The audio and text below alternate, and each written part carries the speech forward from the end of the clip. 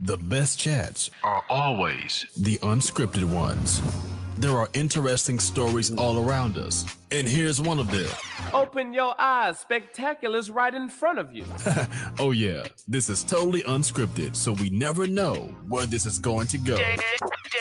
Dangerous. This is the unscripted perspective. Turn the volume And up. here's your host, Phil Parker. Phil Parker.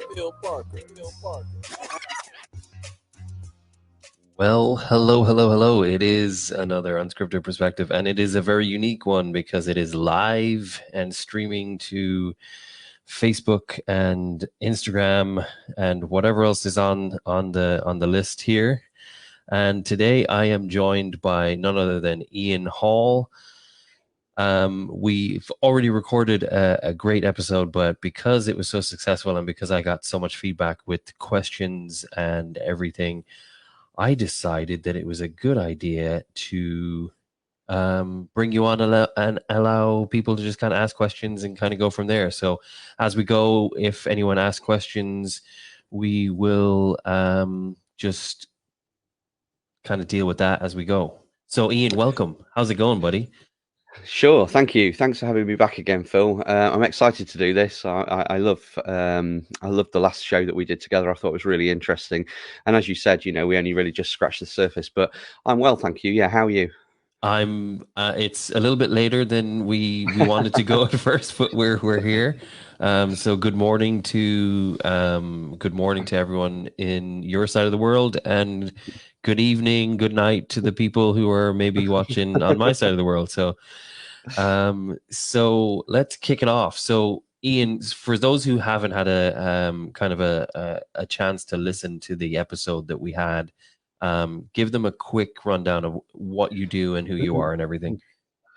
Sure. So I'm an astrophysicist, an elected fellow of the Royal Astronomical Society, and I'm founder of an organisation or an institution called The Average Scientist, which is a STEM resource institution, and we also conduct some research as well. So the type of things that I do, I write lots of science outreach for the website and for other websites. I record podcasts, our own podcast, and then appear as guests on things such as this.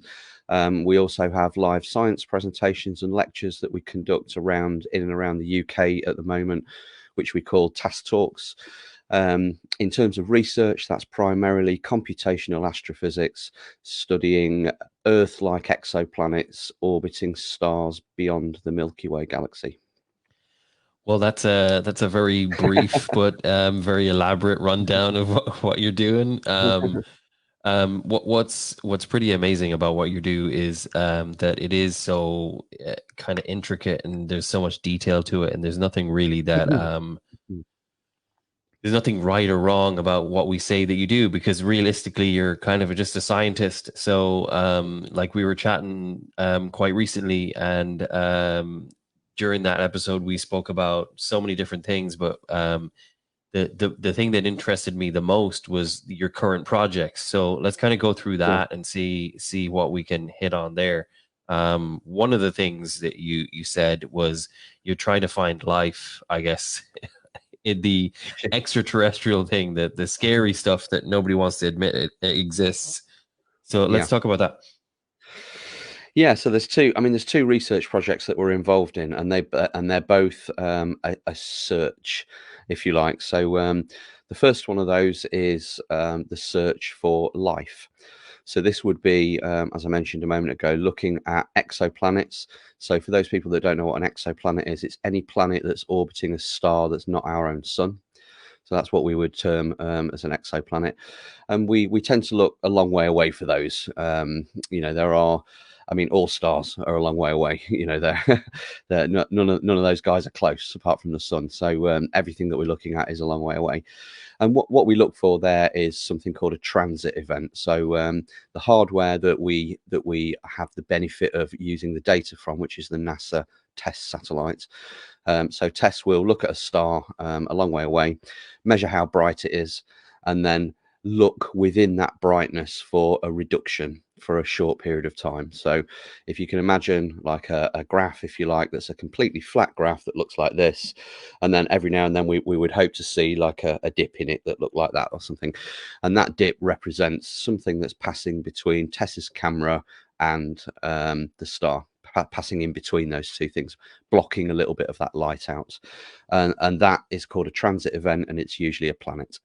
So when we see that transit event, we can then, using some sort of techniques that we've developed, find out a bunch of stuff about that planet, its size, its orbital period, how far away it is from the star, some of the gases that make up its atmosphere if it has one, and all that type of stuff. So that's project one, which is the search for life, if you like. How could we really term that? Well, we're not going to see life on that planet, but what we're hopefully going to do is see evidence of life, a biosignature perhaps, so something in the atmosphere of that planet that we would expect to see in in a life-bearing planet like we would look at Earth, so things like carbon dioxide, etc., in the atmosphere. So that's project one. Project two, which takes up much less of our time, because it's a much more difficult project, is contributing to a wider project which is under UCLA called SETI. And SETI is the search for extraterrestrial intelligence. So these two things are very different. The search for life, we would really be looking there for, as I say before, microbes or evidence of microbial life or life-bearing conditions. The search for extraterrestrial intelligence is very, very different indeed, because that is the search for things like us, technologically advanced civilizations out in the universe. And how do we do that? Well, there's a bunch of different stuff we do. The bit that we're involved with is the classification of radio signatures. So if you can imagine, for those people like me that are old enough to remember TVs before they were digital and things like that. So if you can imagine getting a TV that had no channel, for people that can imagine that. So that fuzzy black and white stuff that was on the screen, or a bit like if you were tuning an old radio in between stations, you would get that sort of hissy interference. And it's really that we look at, and what we're looking for within that hiss and that background noise are evidence of radio signals. So I guess in a way you could say that we're trying to tune into a radio station. That's probably quite a basic way to put it, but that's effectively what we're doing. And there's again a bunch of techniques that we use to capture those radio signals, and it really is just like panning for gold. So it's a very well. We've been conducting the search, not us personally, but as a civilization, we've been conducting that search for 70 years, and we've only ever really found one signal that was of any significant interest, and that was a long time ago in the 70s. that just it's kind of scary as well, though. I mean, if I found gold, I'd be pretty happy about it, but I don't know if I'd be so jubilant if I found out that there's a extraterrestrial life out there. It's one of those scary kind of Sure. scary kind of things, I think the biggest thing is that how you do it. We were chatting before, and the existence of life, and the whether there's proof or not proof and things like that. Tell us a little bit about that, because that's what really kind of grabbed a lot of attention as well. It was the finite information that you have to have before being able to classify it as, yes, there's something there, or no, there isn't, Yeah, sure. So I mean, it's the scientific method would denote that you have to be able to repeat your experiment, which is obviously very difficult with things like this. So the signal that I referred to there back in the 1970s, 1972, I think it was captured by the Arecibo telescope in Puerto Rico. I think the Big Ear telescope. So enormous. I think it's like a 1 mile wide aperture or something on the telescope. Huge radio telescope. And just scanning through random frequencies, it captured a signal which was, very obviously artificial from the background noise. And it's been tested and tested and tested and tested again to try and re-find it, and nobody's ever managed to find that again. although it did display all the hallmarks of what we would expect an intelligent communication to look like. And the communication was not aimed at us, by the way, to reiterate that. It was just something that we intercepted. So it's almost like if you and I were having a mobile phone conversation and, you know, somewhere from some civilization from somewhere else managed to intercept our signal. They couldn't hear what we were saying. They wouldn't know it was mobile phones, but they would know that it was intelligent technology. So that's the type of thing that we think that we found in the 70s. Now, that is still unproven because, as we mentioned in the first episode, the one piece of data or the word of one scientist is not acceptable in our world to be deemed as a discovery. You need to be able to repeat that. So that still remains unproven, and that is the whole problem with this. It's such a it's such a chaotic field to work in, and the chances of seeing something once are incredibly remote. The chances of seeing something twice are, you know, they're approaching zero. So it really is a huge, yeah, a huge exercise.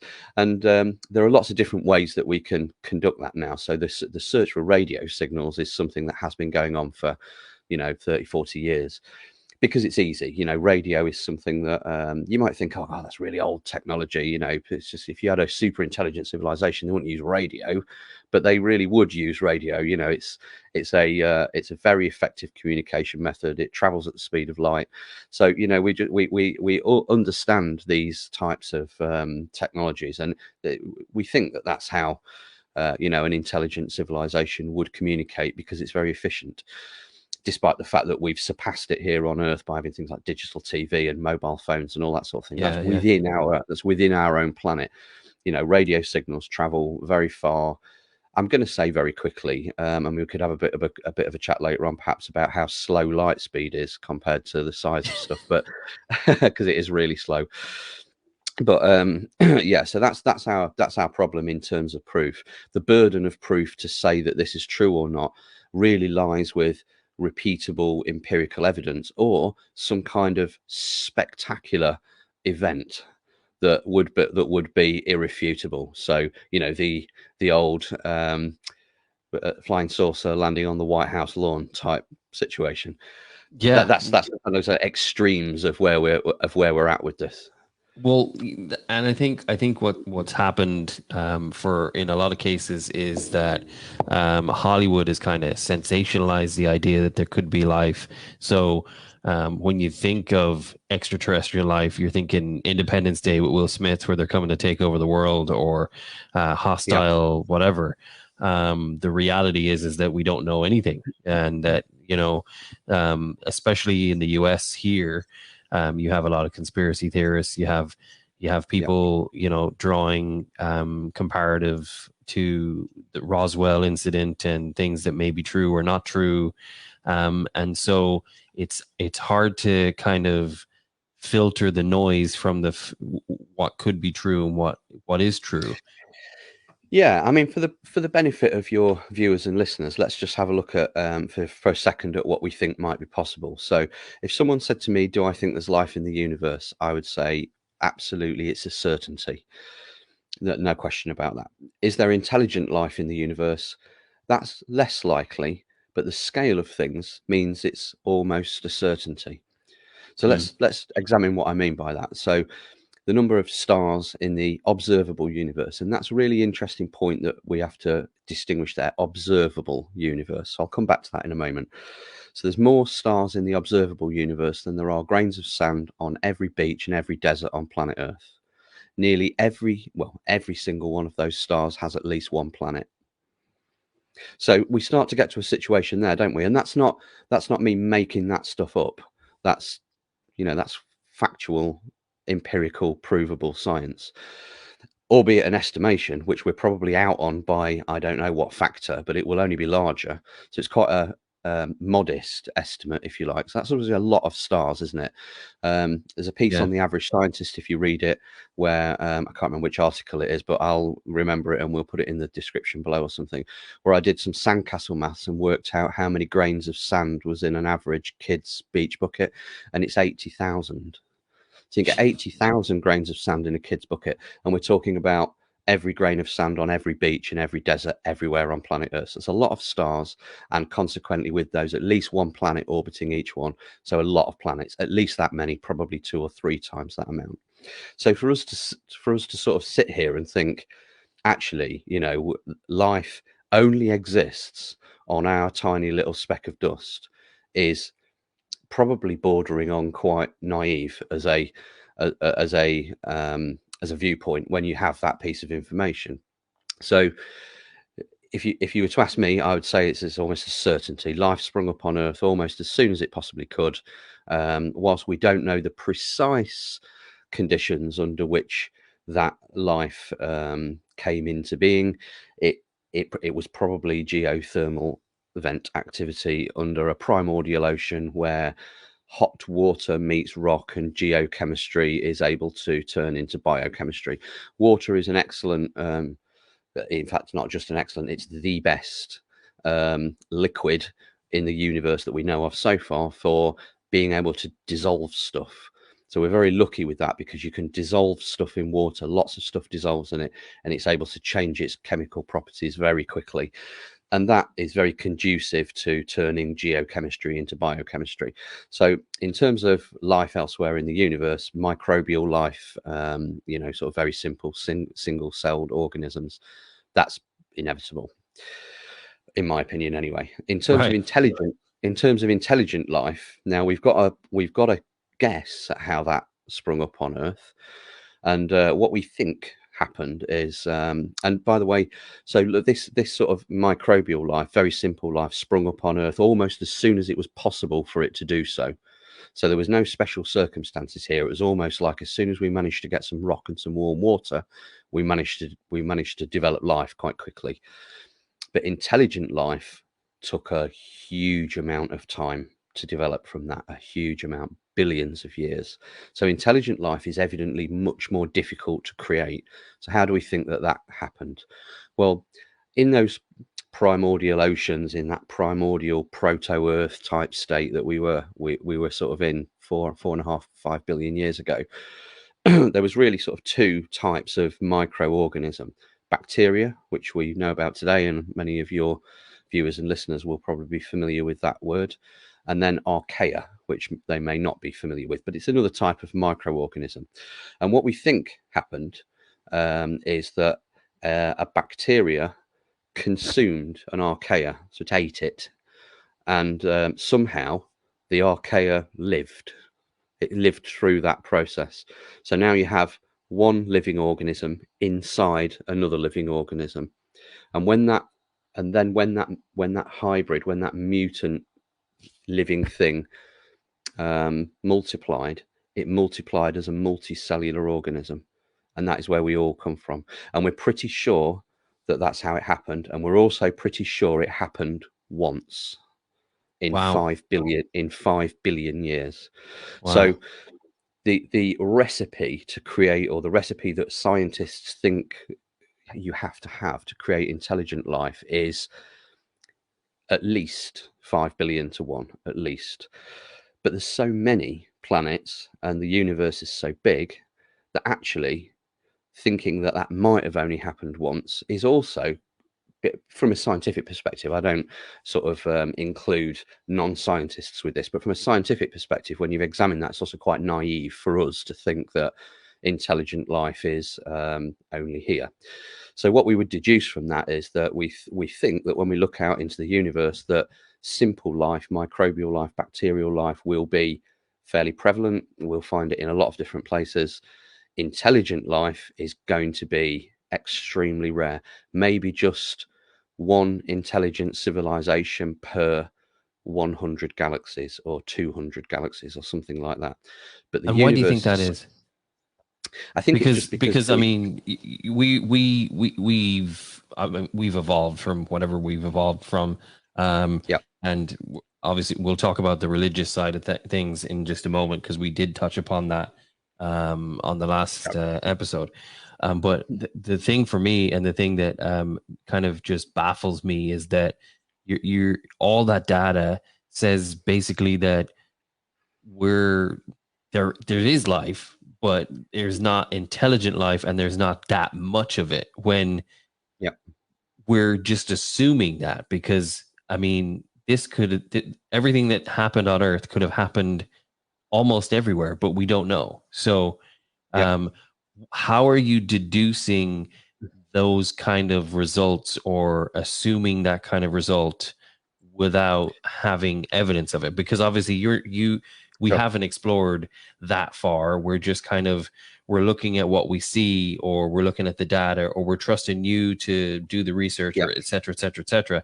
And Sure. so you like, for the Joe Schmo that doesn't do the research, or hasn't got the background or the knowledge in that field, like, getting that answer seems really, it's like, what do you mean there's only like this many chances of it? Yeah, there's bacteria, but we'll have the coronavirus over there, but we won't have anything else. It's hard Sure. to get your head wrapped around that. It is. And I mean, this is only really what we talk about here is only really the search for life as we understand life now. Yeah. So carbon-based life that uses water as its base chemistry.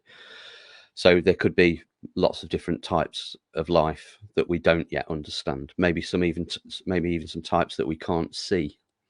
Maybe they're too small to see, or maybe they're just representative of a completely different type of base chemistry than us. So maybe we have organisms somewhere that use silicon like we use carbon, which is another very prevalent material in the universe. So how do we do that? Okay, so the first thing that we do is we look for places that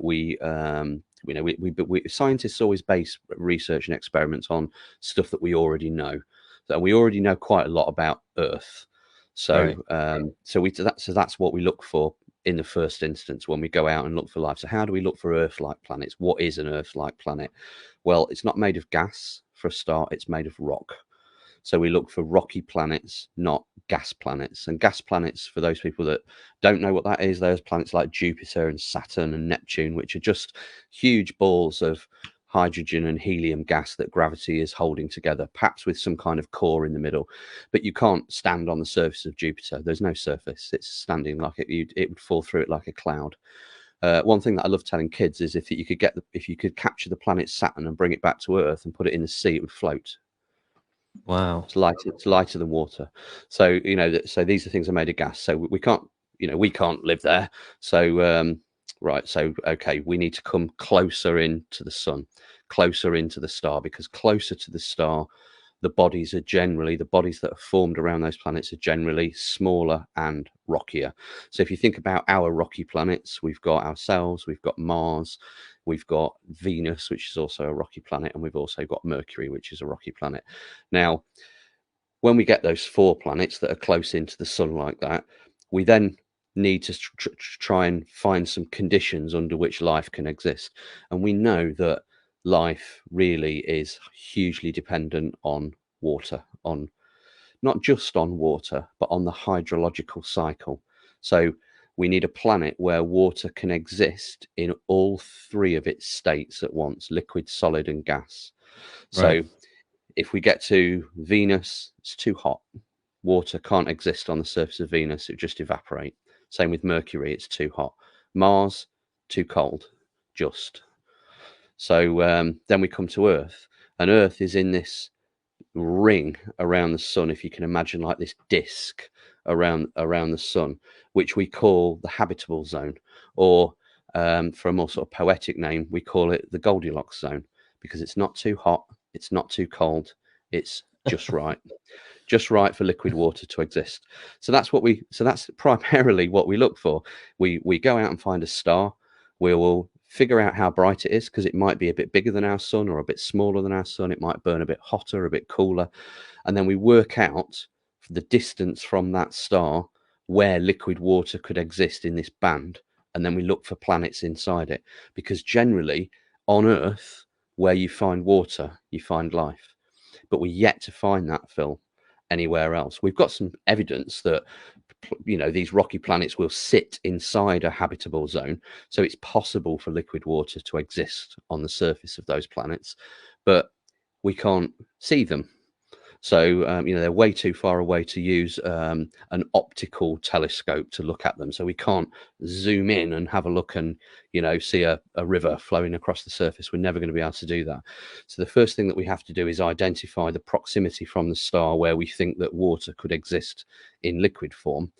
And then we have to look for evidence that that life might give off if liquid water were to exist. So, for example, if you get termites release huge amounts of gas into the atmosphere, huge amounts of methane gas into the atmosphere. So there was a time, for example, and there is still some sort of fringe opinion on this, where if we look at the planet Mars, we see methane gas venting into the atmosphere seasonally on Mars in one or two places. And it's a bit weird. No one really understands why it's happening.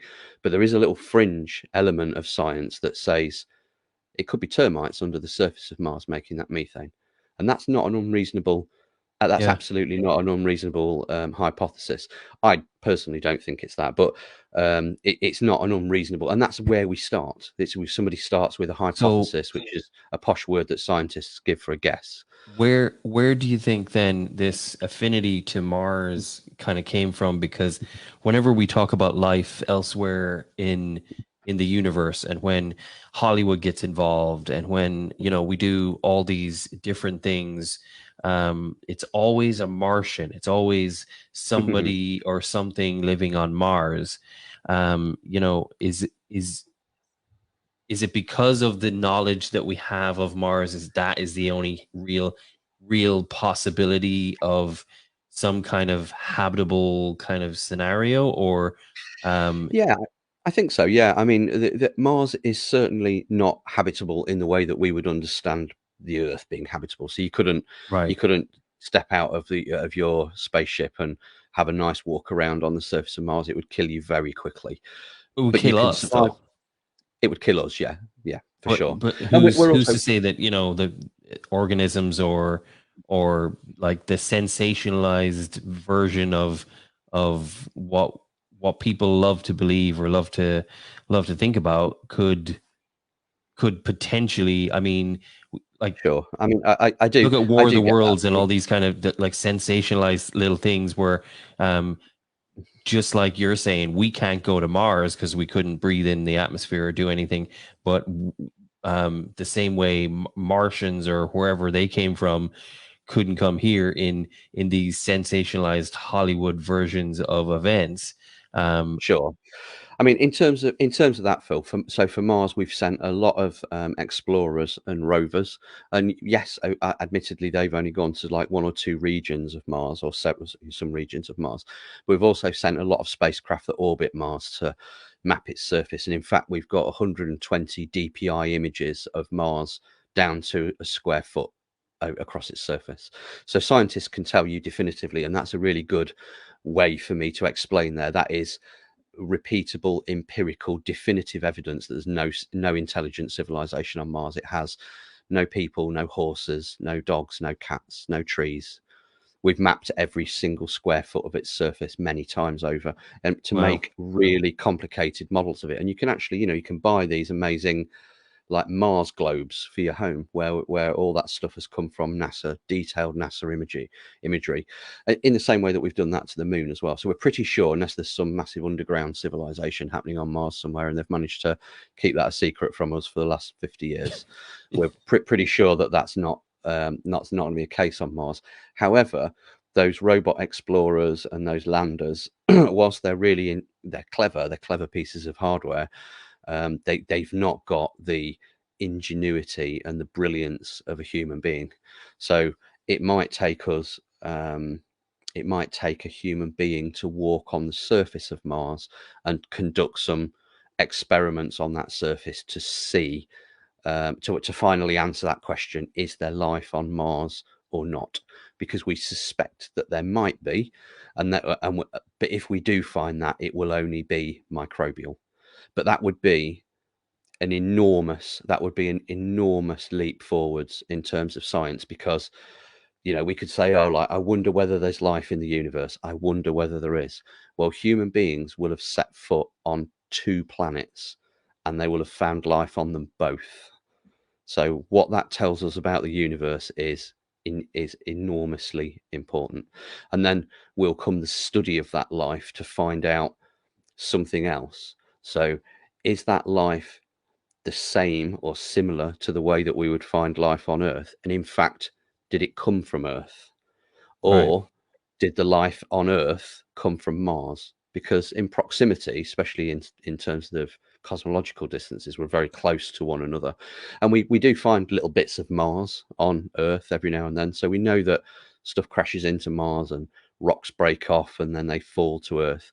So we found bits of Mars here already, Martian rocks, very tiny bits, but nevertheless that there is some transference of material between the two planets. So there will come a period of study with that. If we do find life on Mars, did it spring up on Mars, or has it come from Earth, or has the life on Earth come from Mars? So we'll go through that bit of scientific research.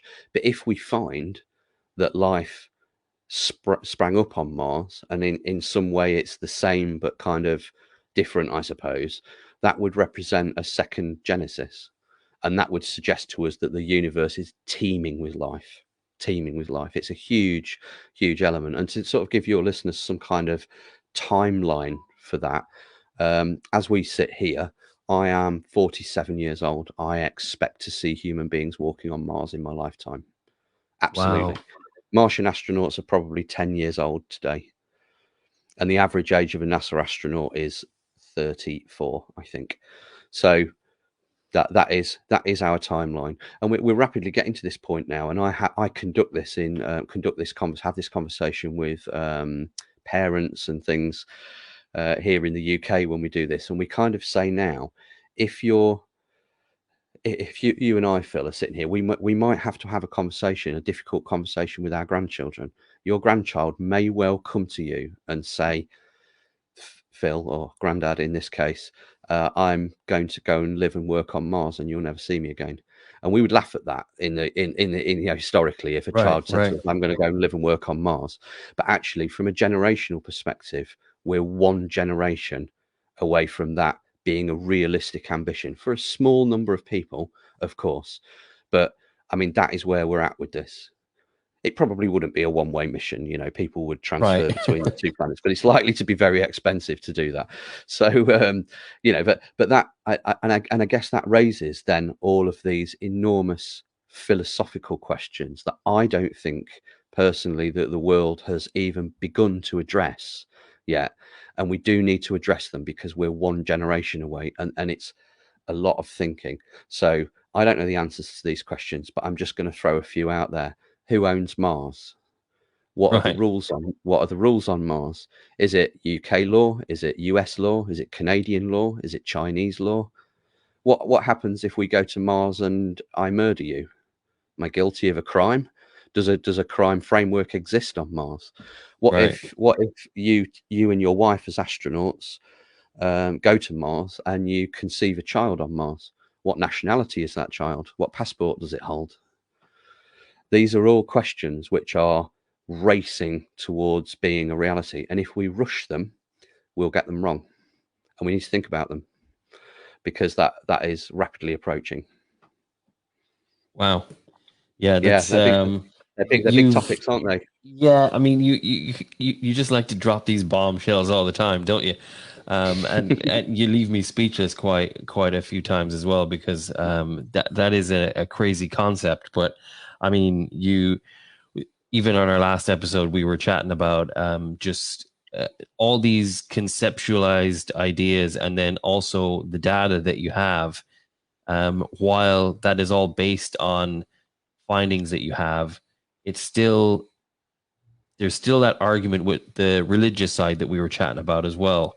And it's a very difficult conversation because, while you have that data saying that Mars can support life, and where life came from, and what happened after a certain period of time during Earth's evolutionary process or whatever, you still have those very, very religious people who just don't want to hear anything that you have to say, which is some would say ignorant, but others, it's a belief system. The same way you've said in the previous episode, you're gonna have to remind me exactly the wordage of it, but the absence of evidence is not evidence of absence. So That's it's exactly like, right. Yeah. so it's like this argument continues to flow back and forth, where we're playing this dance where we It does. sensationalize and want to do the sci-fi side of things, where Star Trek is, could it be real? Could we see this? Could we have that? And it's this continuous flow of between religion and science, where there is no right or wrong answer in this scenario until there's proof either or. Yeah, I think the difference, and they are different things. We spoke about this last time, didn't we? And I think it's Yeah. easy for people to confuse the fact that they're different things. So because as a non-scientist, you do have science in the same place. So I can completely understand why people think like that, and I don't disagree with them at all in terms of me sitting in their seat. Now, I will disagree with them from a scientific perspective, but that's because I sit in a different seat. So let's have a look at what that's like. So as we said, religion is a belief system, but it's also a teaching system. So what happened was I would be I would follow my religion, and someone that knew more about it than me would teach me about it. And for you, science is doing the same thing to you. It's teaching you. But science isn't teaching me. I learn from science. So does that difference make sense? So I'm learning new things. I am, in this instance, the teacher, which is uncovering new information. So Right. religion has its belief system there. And as far as I'm aware, I mean, I'm not a religious person myself, but as I understand it, those stories don't evolve. They don't change. They don't modify. They are what they are. It's a teaching. Right. Whereas Right. we're working on a moving target. So whilst I fully appreciate that some people might not necessarily plug in and understand that distinction, science doesn't ever lie to you. It just learns more. So Yeah. if I say to you, like, there's no life in the universe, and then tomorrow I tell you there is life in the universe, some collections of people, they'll go, "Oh, you lied to us." So no, you just learnt more. That was Mhm. just like you. That was just like you when you were a kid, and I asked you what color that was, and you told me it was blue, but it wasn't blue; it was red. And then after a while, I taught you it was red, and now you know it's red. So Yeah. you weren't lying. You weren't lying in the first place. You're just uneducated. So that's Right. where we are. And of all these people, and I see a lot of scientists and a lot of people try to have these conversations, and I think a lot of people, especially in the religious communities, think that scientists don't agree with them, think they're stupid, think they're uneducated, and all that sort of thing. It's not the religious people that are uneducated, it's the scientists that are uneducated, and we're very happy to be uneducated. That's our job. Our job is to figure out if there's life on Mars, or if there's life in another star system somewhere, and what that means. And actually, from a science perspective, and I'm going to be really kind of cold and calculated about this just because it's my job, and it doesn't mean that I don't care, but we really don't care. We don't care why. We'll try to find out how, but we don't care about the why. Why is not generally part of a scientific examination. It's a what and how. Yeah. But not a why. And I think religion's very good at explaining the why, and we're really comfortable with that. We're really, really comfortable with it. But every now and then, we will uncover a piece of evidence that challenges the why. And I think that is where this conflict can come in. And then you get these extreme ends, which are, I would have to say, of the people in the religious community, in the sort of the bishops and the ministers and things like that, are all very, very good with this. They understand what science does and what it gives, and it's the I guess the bishop that I spoke to, which we chatted about last time, he said to me, well, God created scientists as well. Yeah. Yeah. And that's He's not wrong there. He's not wrong no. there. No, And so we have to and sort of, we're all kind of singing from the same hymn sheet, to use that religious analogy, and right. I guess to learn from one another. If if you don't like the taste of the lesson, then that's okay. But it doesn't mean that the facts change too much out of there. So I think there's Right. this wrestle, but I guess the wrestle is only really from people that are maybe not in possession of all the facts. But I can easily understand why people sit in that camp from a religious perspective, because it challenges what they believe, and that is difficult. But it's something that scientists are very, very good at. If I walk into work tomorrow and what I've been working on for 10 years, someone tells me, I'm sorry, but you're wrong, and I wouldn't have a breakdown about that or have a massive argument with them or go onto social media or start a conspiracy theory. I'd just say to them, show me. Right. Right.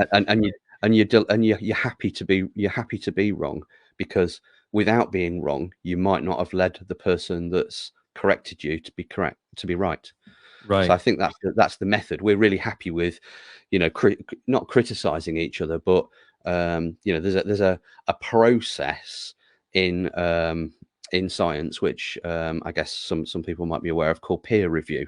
So if I write something, if I find something out and I write it up in a scientific paper, it will go under a process called peer review, which basically means all of your mates read it and just pour scorn on it from every possible angle that they can. It really is a sort of, you have to bare your soul, and people will Right. go through your math, they'll go through your ideas, and they'll try their very best to make it wrong. And the Wow. reason that they do that is because if we go through that peer review process, and several people have been through that, multiple scientists have been through the same work, the same research, the same evidence, and it's been peer reviewed and peer reviewed and peer reviewed, by the time we tell you, it's pretty rock solid. Right. Well, I Pretty mean, rock solid. we touched upon that on the last podcast that we did, because I brought up Pluto and the fact that, growing up in going through high school or secondary school, whatever you want to call it, wherever you are in the world, you're taught that Pluto is a planet, and then all of a sudden, like you said, we're not calling it a planet anymore, and then Yeah. it's because you learned more, and then but nobody ever reacts that way. It's always like, they lied. It's all a travesty. And to be honest, let's call a spade a spade. The religious community love to jump on that bandwagon because it's just adding fuel to their fire, where it's like, well, if they're wrong there, then there can be wrong everywhere else as well. So it's like, Yeah, and we're really happy with that as well. Yeah, they're dead right. But I would invite anybody to do that. That so we get these people that are science deniers, and I say, well, I can explain that to you, no problem at all. It's been my pleasure to explain it to you, and you don't have to believe me. I can, if I tell you something, you don't have to believe me. You can think that I'm wrong if you like, but I'm never going to have any respect for your opinion unless you do the math, and then you can go and prove it for yourself. It's right. like this. I spoke to the guy that spoke to a guy on a podcast once, and it was a kind of a flat Earth podcast. And flat Earth, theory is something that certainly people in my job get a bit tired of. And I was like, well, you don't have to take my word for it. You really don't. Start a GoFundMe and buy yourself a Virgin Galactic ticket. They are £250,000. I'll give you a tenner to start it off. And by the time you get up there and come back down again, you will have wasted all your money, but you will have learned something. That you don't have to take my word for it. You really don't. Yeah. Well, So it's not wrong. Yeah. So I think that is the point, I suppose. So if we get to an argument, the argument is always, like, I think you're right, and I think you're wrong, or I think you're right, etc. And we don't really get involved in that. So we're like, okay, well, it's your opinion, that doesn't matter. It doesn't change whether it's right or wrong or not. But I don't think it because I've believed it. I think it because I've sat there and worked it out with some math and it's very, very obvious to me that it's correct. And it doesn't really matter to me whether it's correct to you or not. Isn't going to change it. It's still going to be the same whether you think it's right or wrong. So I think that's where science is, and we can be like, I think sometimes we can be perceived as being a bit abrupt about things like that, and I totally get that as well. And that's why shows like this are important, where we get an opportunity to come on and explain ourselves, I guess, to people. But we're only explaining the way that I suppose that we are conducting our work. We're not trying to justify it. I'll never say to you, I mean, all that stuff that I've told you today could all be proven wrong tomorrow, and that will render this episode useless, and I'll look stupid.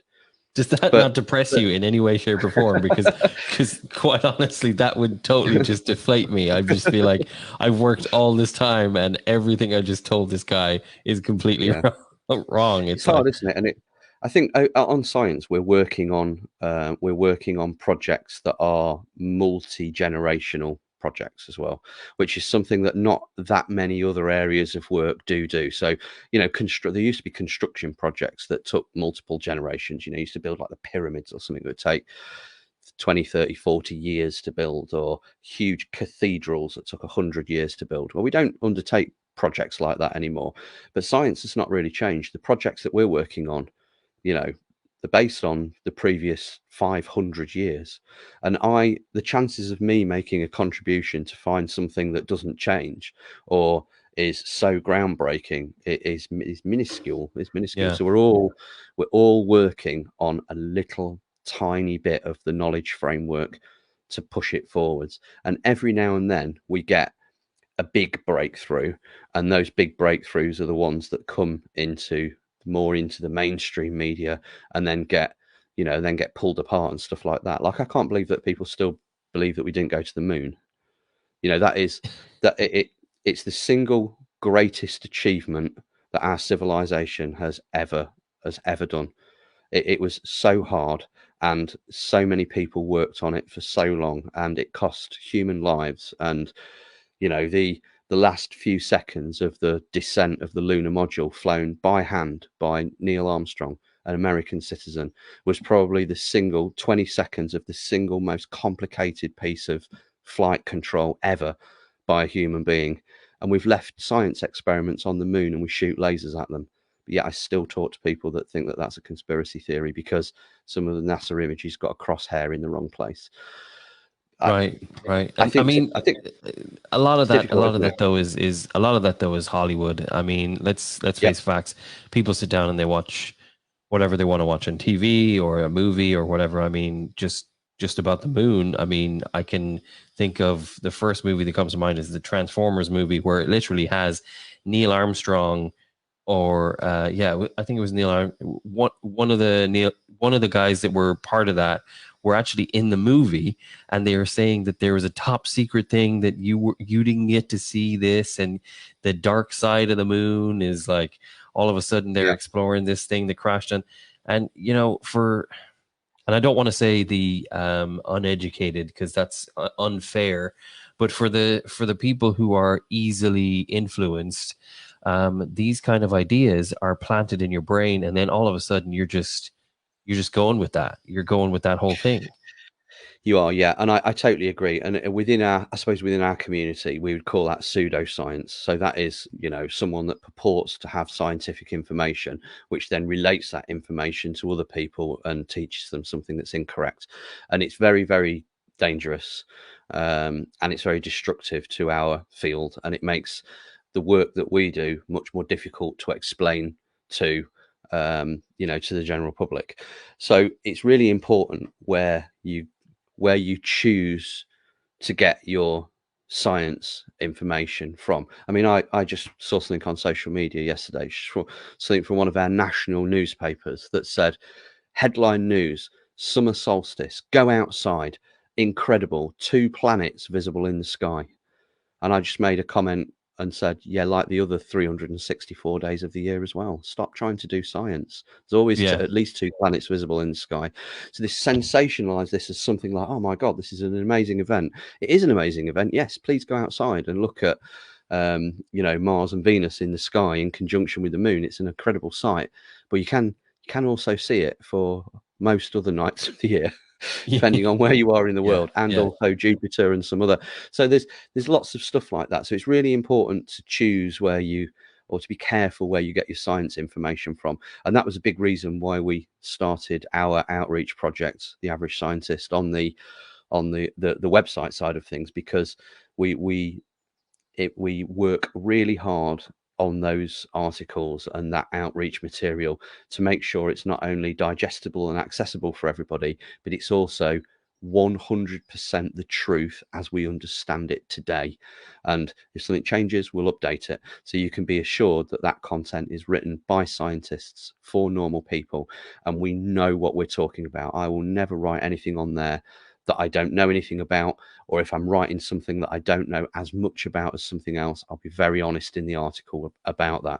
And I think that's very important, because science information is easily confused, especially when it comes to stuff that relates to space and planets and searching for this, that, and the other. So Right. it's important to try and seek your science information from the correct place, but also just be inquisitive like a scientist as well. If something doesn't feel right, then the chances are that you'll have some substance to that feeling. What So has if been somebody the hardest thing for you to, like, the debunking of theories and everything? You talk about the just the made up stuff, the stuff that comes at you, and you're just like, really, are we really dealing with this right now? Is this really going to take up my day? Because I know that can get frustrating just on a day-to-day basis on other stuff, like the fake news yeah that goes around Facebook or social media of any kind, where yeah you hear that Simon Cowell has passed away and he hasn't really, nothing's ever happened to him, I or see that. all these other ones that seem to just fly around. It can get just, I mean, your website's amazing, and the stuff that Thank you're you. putting out is fantastic, but it's like you're going against the current sometimes with the amount of just Yeah, just incorrect information that's just going around I because you're think trying to I debunk think all that stuff. I think the thing that gets us probably the most, and I don't spend any time on it really, so it's not like it sucks up my time. But one thing that I think is quite destructive is the flat Earth conspiracy theory. I mean, it's just stupid, Mm. Just that. I mean, I'm not just gonna. I don't use that word very often, but it just is. You really don't have to take people's word for it. We've taken pictures of the Earth. It's just crazy. But There's and enough and for evidence. I just, it doesn't make any yeah, well, sense to me. It's not like from they just from digitally do. Now, I will say the AI side of the world, and then the apps and the things that are coming out now with the illustrations. I mean, AI is scary to think about right now, because there's a lot of industries that are up in arms that these apps are being able to do, like authors and illustrators and things of that nature are all kind of going, wow, this is like they're putting stuff out there to see if you will notice. I mean, there's news stations and people now, and I think it's a German station that just decided that AI is what they're going to use for publishing certain articles. Now they're just going to put in all the data and then they're going to write an article about it. yeah, yeah, So yeah.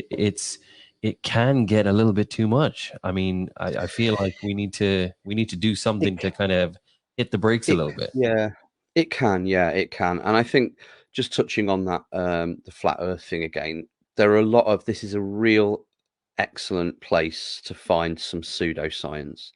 So, like, oh, I can't see the curvature of the Earth, and I can't do this, and I can't do that, and that this is people that would then go out and conduct experiments for themselves incorrectly and find incorrect evidence because they haven't had the training. So I totally get that. People would say, "Oh, I've done this experiment and I can see Denver from 67 miles away, and I've done some maths. Your maths is wrong, guy." Like, you can see that in the first, you can't, you just can't do it like that. And for those listeners that are sort of interested in that, so how would I prove that the Earth is a sphere? I've not been to space, so I've not looked down on it. But how do I know the Earth is spherical? Well, here's how I know the Earth is spherical. The force of gravity is responsible for creating everything that we see in our universe, all structure. Gravity works the same way all the way through the universe, with differing levels of effect. gravitational force happens at the surface of an object and pushes it and the gravitational force acts pushing towards the center of the object. So we get things like asteroids, for example, but asteroids are not spheres, are they? They're a weird shape. They're not spherical. They're Right. like a potato shape. So why is that? And the reason is that they're not big enough. So if an object is larger than approximately, depending on what it's made of, but we'll just go approximately 150 miles across, a couple of 100 kilometers across, the force of gravity at the surface of that object will overcome the material that makes it up, no matter what that material is, and it will crush it equally in all directions towards the center of the object. And you can simulate that by scooping up some sand in your hand or some snow, putting it in your hand and trying to apply equal pressure to it from every single direction at once. And when you've finished, if you hold your hand out, you'll have a ball. That's why everything in the universe is spherical. It's called the potato radius. It's proven astrophysics, and gravity overcomes the resistance of the material at the surface of an object, crushing it equally in all directions towards its common center. That's why the Earth's spherical. We cannot be any other shape. We can't be. Gravity makes spheres. That's your drop the mic scenario right there. That's literally where you're just like, and I'm done. but people wouldn't necessarily understand that. Now that's an astrophysicist way of describing why the Earth is spherical. Now, you know, someone else would say to me, "Oh, that's great, but I can still see Denver from 83 miles away with my, you know, $20 telescope. So why explain that?" And I don't have to explain that. You know, that's fine. If you go away and learn about general relativity, you'll prove that the Earth is spherical for yourself using that. And there are hundreds of other ways to do it as well. And that's just one of them. And that's the way that within my line of work, that's why I can trust. Apart from the fact that we've, you know, taken actual video and pictures of it, and you can go on, you know, you can go to the webcam live on ISS and look down on it for yourself. And, you know, even crazy people like that Red Bull dude that did he jump off a platform somewhere? Felix Bergermeier or whatever he was called. That he did like a parachute jump from wherever it was. Crazy guy. You know, just things like that. I mean, there's hundreds of reasons, isn't there, why we might know the Earth is spherical. So I think that's very dangerous. And whilst I have no problem with what anybody believes, that's fine. You know, if you believe that the Earth is flat, please go out and prove it. You know, and if you can come to us with some empirical evidence, we'll be the first people to eat a huge slice of humble pie and tell everyone we were wrong, because that's just what scientists do. We love to learn. But what really troubles me about that is the downward influence on the next generation. Right. You know, right. If you've developed that opinion yourself as an adult, but because of whatever reason, then that's absolutely fine. Everyone's able to believe what they want. We live in a free world, no problem. I don't mind what anybody believes, but it does trouble me a little bit when we think that affects might be the kids and what they're learning and what we think is true or what we believe is true and what is actual fact. It's kind of a scary spirally thing, because at the end of the day, it's no different to what we've gone through over the last 2-3 years now with the coronavirus. People believing it's not true and then doing their own thing, and you know, unfortunately, people are getting sucked into the world of fake news and all this other stuff. And when there's factual stuff out there like your website or I mean, the encyclopedia wouldn't be a bad book to pick up every now and again, because let's face facts. Yeah. There is genuine evidence. Like I think people just don't know where to look sometimes, and Google is a great resource, but I've found even recently talking to other guests and everything, you can put in Ian Hall and you'll have 8,000 results, and they may not all be you, and it'll just it becomes a scary downward spirally slope that you're just like, okay. It totally does, yeah, and it's a nice opportunity here for me to level another missile at one of the other media organisations, and that is Facebook. So if anybody from Facebook is listening, please verify the average scientist. I've tried 6 times to get the blue tick, but they won't verify us because we're not famous enough. But I go to pains to explain it's not a case of being famous. It's a case of being a source of trusted news and trusted information, which you have a responsibility to deliver to your millions, if not billions or whatever it is now, of users. You are a conduit for pseudoscience, gaslighting, science denial, false information. If all I'm asking for you is to give me a blue tick, just Right. so when I say to people, if you would like some information from us on this platform, please look for the blue tick, because that's absolutely us. Now, if you want to be a conduit for all that other information as well, that's fine, because it's making you money. But please let me tell the people that want the correct information from me that it actually is me on your platform. And that is crazy, you know, when you kind of see how that's laid out. And that's a tool. So I would, you know, whilst we are very active on Facebook and it's a very useful tool and I like it, but you know, they won't verify us as being a trusted source of information because we're not famous enough. That was the I don't understand that that at was the all. feedback. We'll have Thanks to for that. we'll have to address that. I don't know how we're going to do that, but we'll have to address that.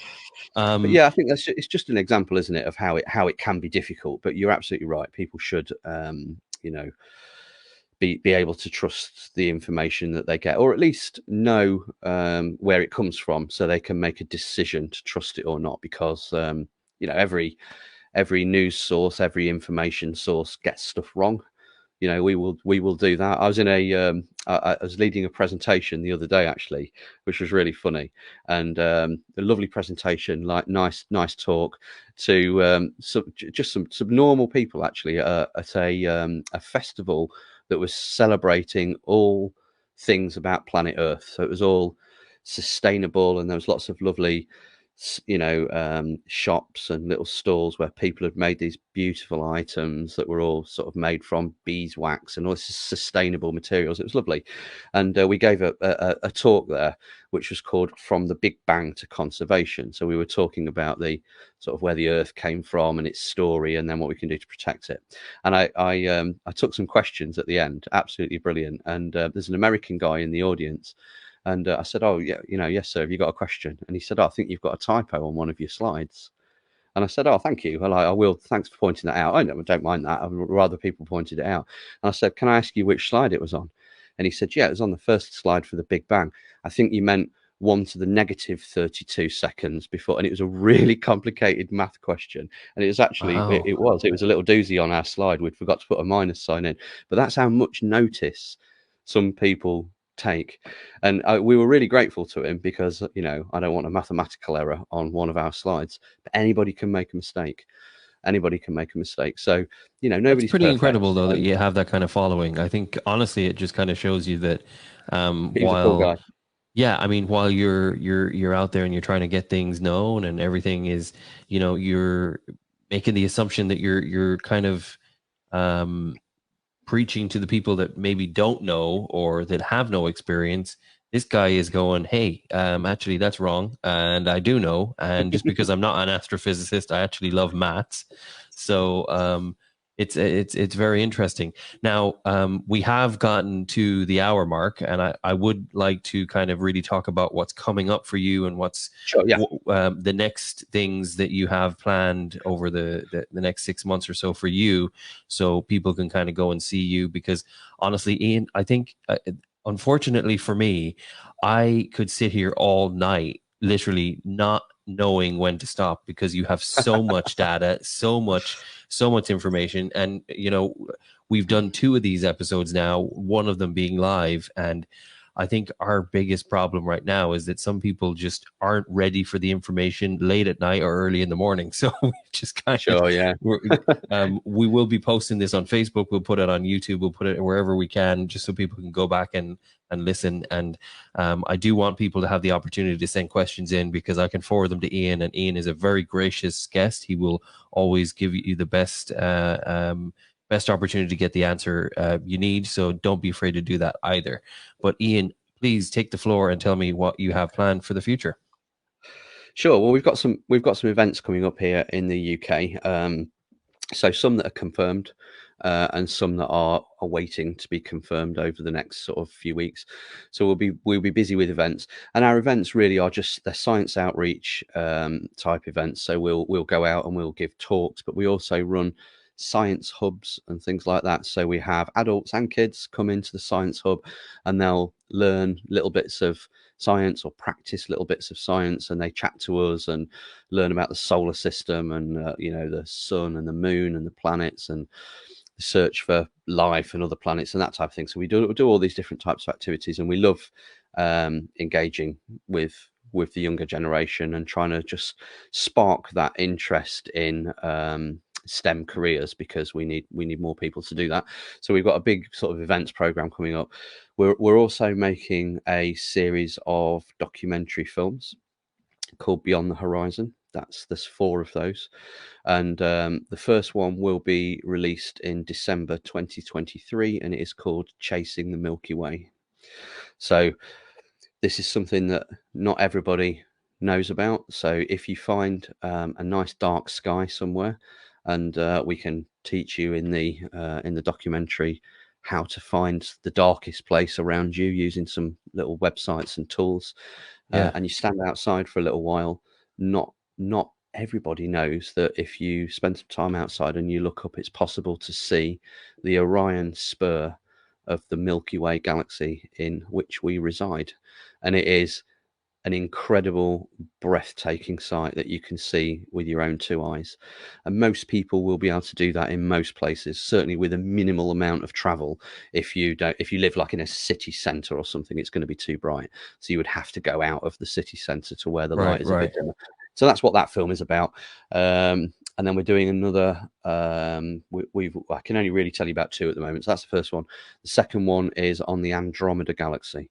So the Andromeda Galaxy is our neighbouring galaxy. I say neighbouring; it's 2.5 million light years away. So it's quite a long way away. Noisy neighbours, I suppose. The noisy neighbours, yeah. But it is careering towards the Milky Way galaxy, and it is going to collide with us at some point in the future, which will be that's such a crazy concept for me. So whoever's we talk about driving cars and being dangerous drivers of cars. We're talking about driving galaxies now as well. Yeah, how do you ensure a galaxy is my question. just to sort of whet your viewers and listeners' appetite about that as well, and just for another crazy bit of information. So you remember we talked about all of those stars there's a huge number of stars, 100 billion stars, 200 million stars in the Milky Way galaxy, and Andromeda is a little bit bigger. So this is the collision of probably 500 million stars. So you're going to think, whoa, this is going to be a huge shooting gallery. But when those 2 galaxies eventually meet each other, the distances between the stars are so far apart that nothing will hit each other. That is just mind-boggling. That is just mind-boggling. Yeah. It's like crazy. How does that even happen? But the other thing I would say as well is, if that was the case, does the gravity of these, or the orbit of anything that's in that galaxy, does that not play into how? Oh yeah, it will be a big dance that will last, millions and millions of years, and it will eventually end up with some stuff being chucked off into space, and we'll end up with one large galaxy at the end of it, which is a bit bigger than us at the moment, and a bit bigger than Andromeda too. And who knows what we'll call it, but we probably won't be around to see that anyway, so I think we'll be okay. But what kind of timeline is that? Millions of years. Millions of years. Wow. Yeah. So we haven't got to worry about it. Still pretty interesting. Still pretty interesting. For all the kids that are still up, don't worry, kids. We won't collide with the Andromeda galaxy. The sun will swell up and burn us all to death before that. Wow. Okay. That's a bedtime story, isn't it? So Ian, as always, you're a fantastic guest. I really appreciate you coming on today. Thank you. The stream was awesome. It was our first live stream, and it won't be our last, and I'd love to have you back again whenever new things come out. I'm very excited to see these documentaries, so we'll be keeping an eye on that. The website again, for everyone, Ian, if you wanted to give that out. Sure, yeah. So you can find us on www.theaveragescientist.co.uk or .com, whichever is your preference. I've just got And a little yeah, thing go for you, ahead. Phil, before we go as well, because I know that you've got a new project, haven't you? Yes, Because I've seen yes, it. You know, your outreach for that project has clearly worked. And this is Rory's Stories. Is it? Is yes, this what it's yes. called? That's the one. So Yeah. Rory's Stories. And we did have a brief chat about this. And it actually, I went to an event this week and I picked something. It was the event that I was talking about, and I picked something up at the event, not really knowing what I was going to use it for, but knowing that it was going to come of some use at some point. And this is what I picked up. I picked up two books that have been written, these two books here, that have been written by the Women in Engineering department at the University of Sheffield in the UK. And they are called Susie and Ricky. And this is Susie and Ricky, the crash landing. And this one is Susie and Ricky, the ripple effect. And they are STEM inspiration books that have been written by scientists Oh to wow. to encourage kids into STEM careers. So please send me your address and I'll send them to Rory.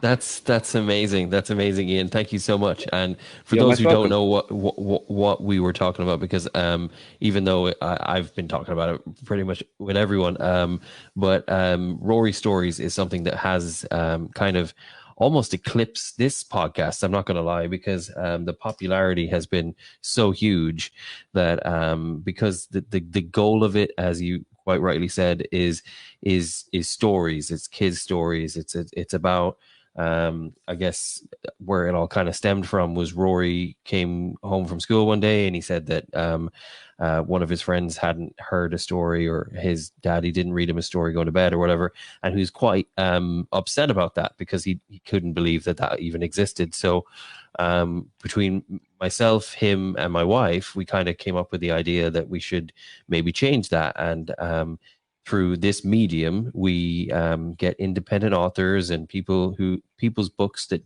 wouldn't necessarily always be on the forefront, and they send us these submissions. I read these stories to Rory, and he kind of picks the ones that go out. And for the most part, it's been amazingly successful for us, because the stories that are coming are fantastic, and they're nonstop. So we've actually started taking volunteers to read as well. So the authors and guests that I've had on previously have come forward. So yeah, it's been really, really cool. So Ian, thank you so much. That is a huge surprise. That wasn't something that I knew about. So that's really, really cool. And I will definitely do that, because he is into everything.